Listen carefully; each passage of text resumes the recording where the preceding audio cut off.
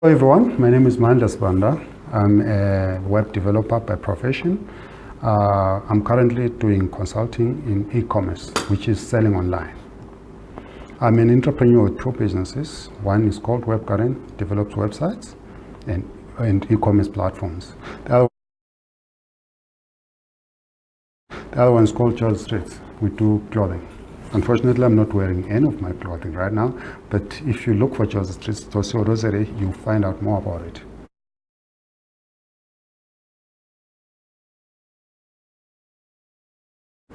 So today I would like to talk about us entrepreneurs and how we can expose ourselves out there in the market via creating the right website for your business.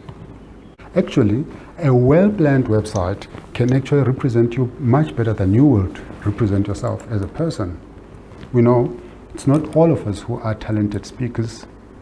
It's not all of us who can sell ice cubes to Eskimos. But your website, if it's well written, you consulted correctly, you spoke to people who develop content, and you have the right, say, template for your website. You have the right functionality, you have the right information on the right place, and people can actually navigate your website freely with ease and with the least number of clicks.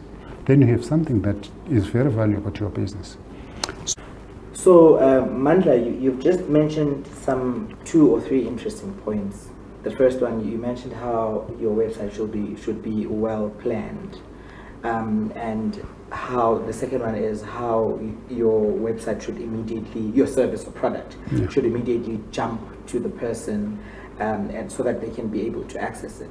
So, what would you say is the key in a person choosing the framework of the website? On arrival to your website or on landing on the website, I must have an idea what I am getting into here, or what service you are offering, or what product you are selling. Right. Then choosing the framework or the software to use, you know exactly if you want something that's, most people will say an easy or a small website, a simple website. I've heard that so many times, but there's nothing like that. Every website is complicated, because it is selling your product and it is selling you in your absence. There's nothing simple about that. If someone can go and represent you somewhere where you're not, like a website can represent you across the oceans.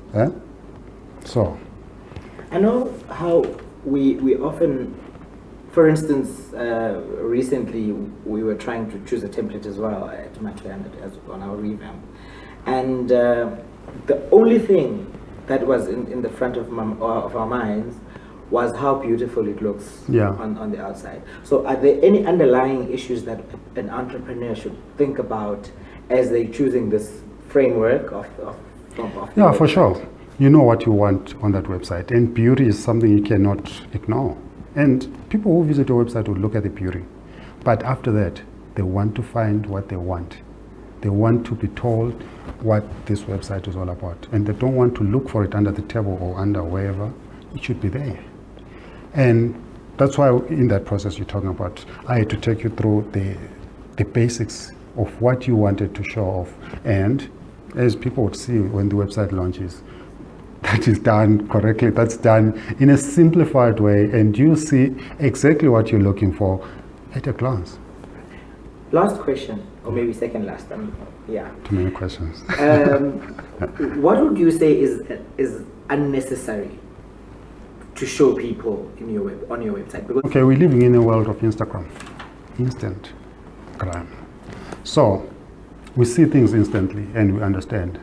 And look, when you post something on Instagram, you normally post a picture, and they say a picture speaks 1,000 words, or they say it says 1,000 words.